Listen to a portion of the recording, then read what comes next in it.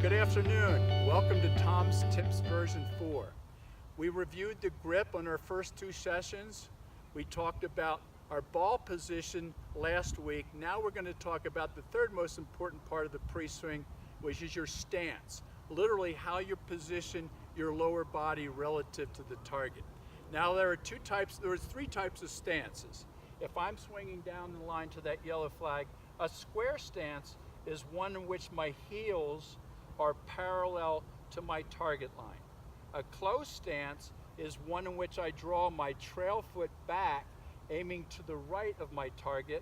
An open stance is one where my hips and my shoulders are to the left.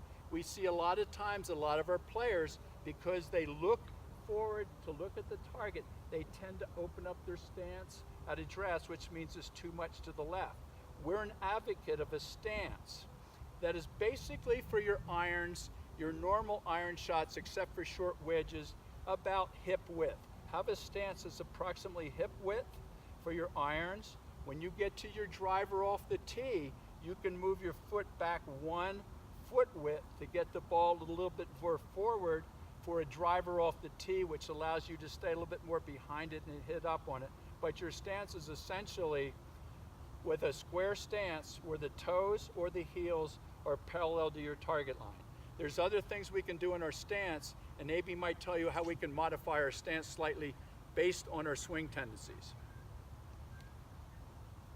If you happen to have a more closed stance, it's much more likely that you'll be swinging from the inside and hitting the inside of the golf ball and hitting a draw.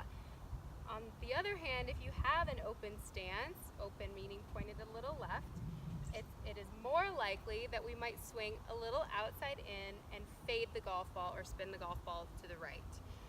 Also, let's talk about where the feet should, or in what position should the feet be when we set up, whether it's open or closed. We do want to see a little toe flare, so turn the toes out ever so slightly. If you're just watching this video at home, you'll find that it is so much easier to rotate your body to the right and left if your toes are flared, versus try standing with your toes a little pigeon-toed and try turning to the right and left. There's a lot more resistance there, and we don't want resistance in the golf swing. We want to accommodate for turn. And also, as Tom mentioned too, the width of your stance can really help you rotate. Someone with very wide feet, you'll notice that it's much more difficult to rotate through to the lead leg in the golf swing versus having a little more narrow stance that can accommodate for more rotation, and it'll make that weight shift a lot easier. One thing that we hit on that we both see, I see a lot of, is someone who's over the top that swings too much outside in. Pull that right foot back, flare that right foot. It helps get the club on plane. Hopefully that helped.